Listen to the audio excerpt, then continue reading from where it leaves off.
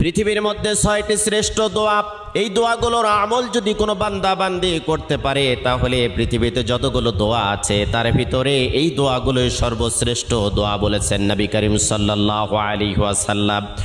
কোনো বান্দা বান্দি যদি যতই বিপদে থাক, কষ্টে থাক, দুর্ভিক্ষে থাক, উৎকণ্ঠার মধ্যে থাক না কেন, সকাল থেকে সন্ধ্যা পর্যন্ত যদি কোনো বান্দা বান্দি দরুদ শরীফের আমল করতে পারে, রাতের বেলা যদি দরুদ শরীফের আমল করতে পারে, হাজারো অশান্তির দাবানল থেকে আল্লাহ রাব্বুল আলামিন শান্তি দান করবেন।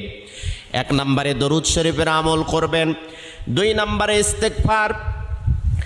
আপনার মুখটা এমন হয়ে যাবে আল্লাহ রাব্বুল আলামিনের কাছে দোয়া করার সাথে সাথে আপনার দোয়াটা কবুল হয়ে যাবে। সব সময়ের জন্য পড়বেন আস্তাগফিরুল্লাহাল্লাযী লা ইলাহা ইল্লা হুয়াল হাইয়ুল কাইয়্যুম ওয়া আতুবু ইলাইহি।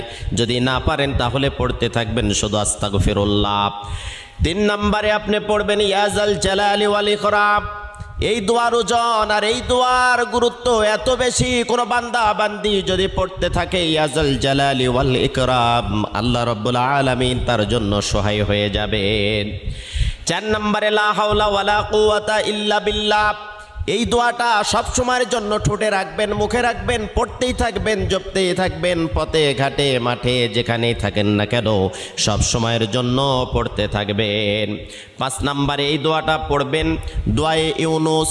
যত কঠিন বিপদ হোক না কেন, ইউনুস আলাইহিস সালাতু ওয়াস সালাম থেকে শুরু করে ইব্রাহিম আলাইহিস সালাতু ওয়াস সালাম থেকে শুরু করে যত সাহাবায়ে কেরাম থেকে শুরু করে নবীরা যত বিপদে পড়েছেন, এই দোয়াটার আমল যদি আপনি করতে পারেন আপনিও বিপদ থেকে হেফাজত পেয়ে যাবেন। 6 নম্বরে সুবহানাল্লাহ, আলহামদুলিল্লাহ, লা ইলাহা ইল্লাল্লাহ, আল্লাহু আকবার। এই দোয়াটা বেশি বেশি পড়তে থাকবেন। আল্লাহ রাব্বুল আলামিন সকল কাজটা আপনার জন্য সহজ করে দিবেন। কিয়ামতের ময়দানে নেকির পাল্লাটা ওজন ভারী হয়ে যাবে।